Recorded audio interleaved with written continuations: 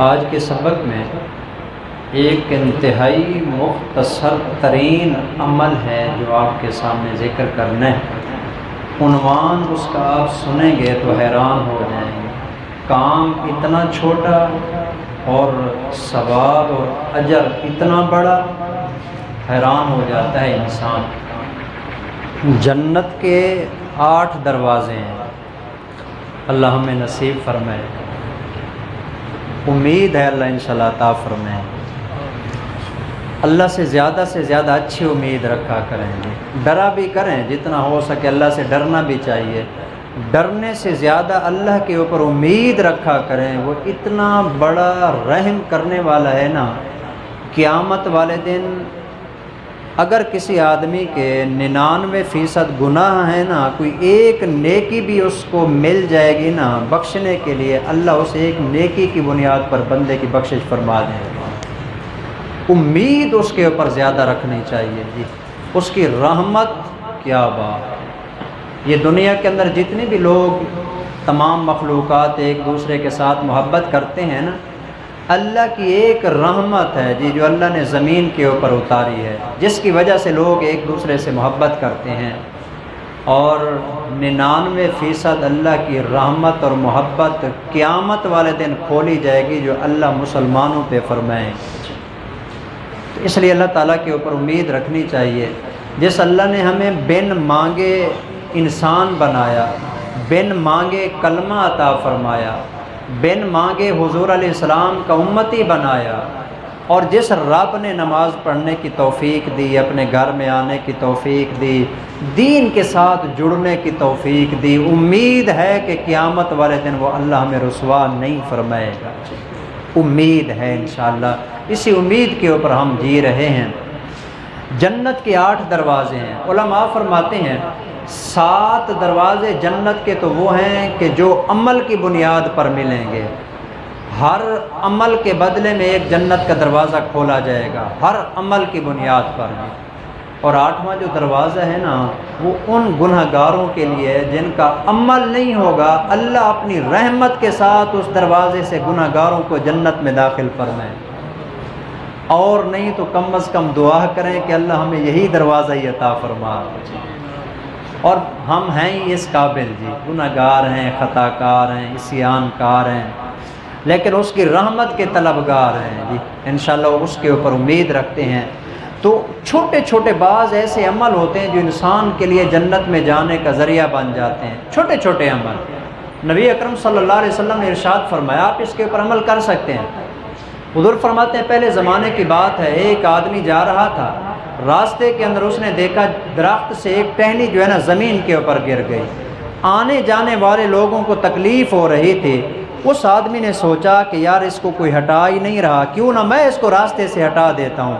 حضور نے فرمایا کہ اس آدمی نے راستے سے اس ٹہنی کو ہٹا دیا، اور تو اس کا کوئی عمل نہیں تھا، اللہ کو یہی عمل پسند آیا، سارے گناہ معاف کر کے اللہ نے اس کے لیے جنت کا فیصلہ فرما۔ ایک ٹہنی ہٹا دی۔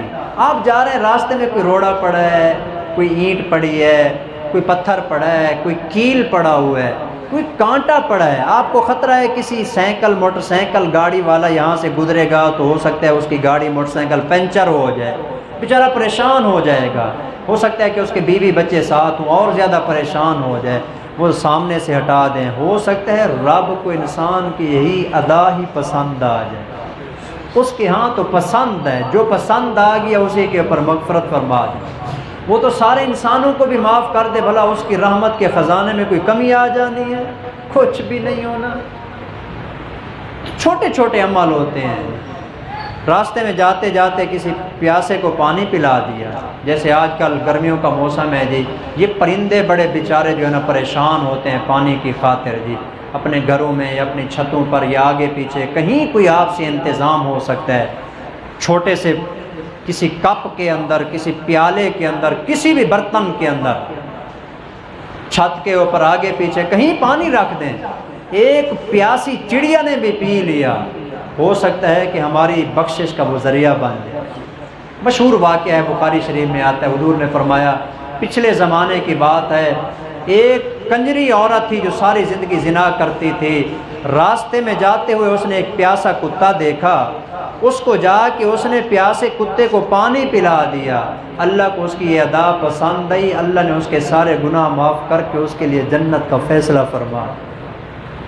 کتے کو پانی پلایا، کتے کو، جانور اور وہ بھی ناپاک اور حرام جانور۔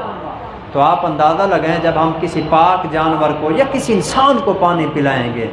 میرے پاس تو سچی بات ہے وقت نہیں ہے، نہیں تو میرا جی کرتا ہے یہ بڑے بڑے جو روڈ ہیں جہاں پر یہ بسیں آتی جاتی ہیں، بندہ وہاں پر نا کولر جو ہے نا پانی کا ٹھنڈا لے کر کھڑا ہو جائے۔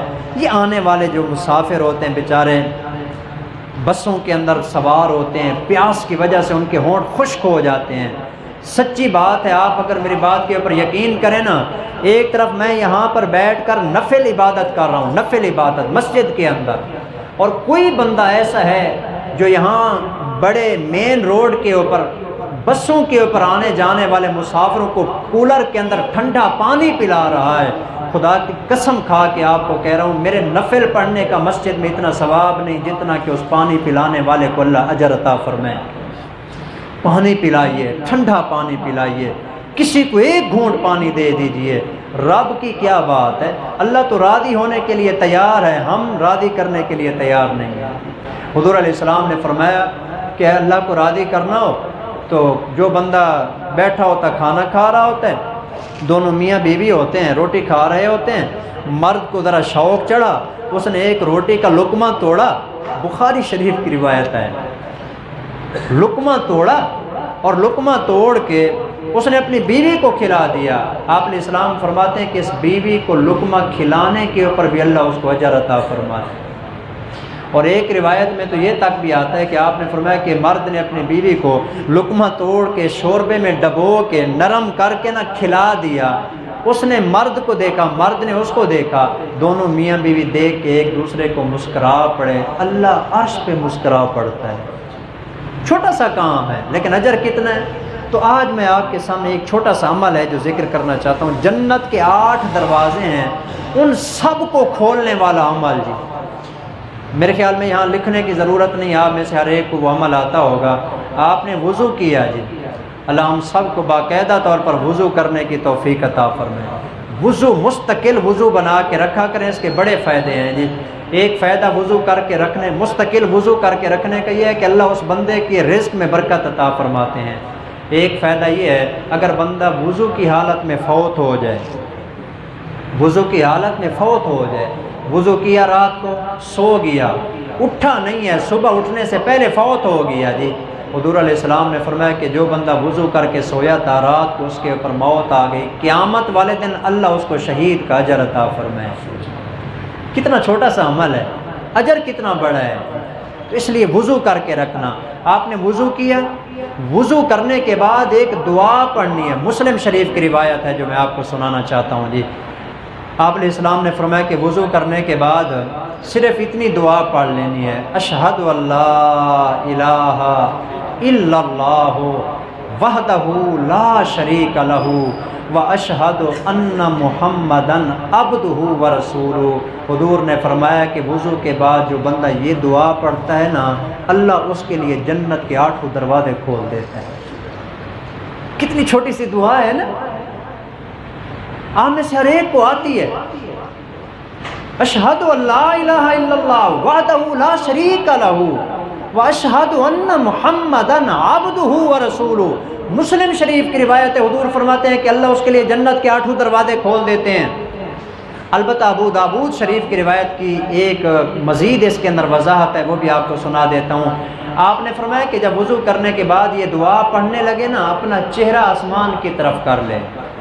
وضو کیا، وضو کرنے کے بعد چہرہ آسمان کی طرف کیا اور آسمان کی طرف چہرہ کر کے اس نے کہا اشہد ان لا الہ الا اللہ وحدہ لا شریک لہ واشہد ان محمدا عبدہ ورسولہ۔ اس ایک چھوٹے سے عمل کے اوپر جنت کے سارے دروازے اللہ اس کے لیے کھول دیتے ہیں۔ یہاں ایک وضاحت اور بھی کرتا چلوں، بعض ساتھیوں کی عادت ہوتی ہے کہ وہ آسمان کی طرف چہرہ کرنے کے ساتھ ساتھ انگلی بھی آسمان کی طرف کرتے ہیں جی۔ حدیث سے اس کا ثبوت نہیں ہے، بس اتنی بات سمجھیں، جہاں جو چیز حضور سے ثابت ہے نا، ہم نے صرف وہی کرنی ہے جی۔ اور آخری حدیث آپ کو سنا دیتا ہوں جو میں نے شروع کے اندر پڑھی ہے۔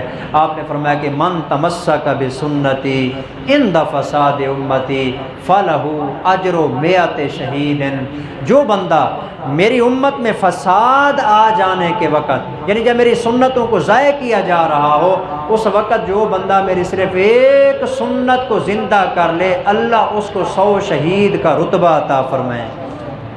تو یہ ایک سنت ہے جی، اس کے اوپر بھی اگر ہم نے عمل کر لیا تو انشاءاللہ اللہ اجر عطا فرمائیں گے۔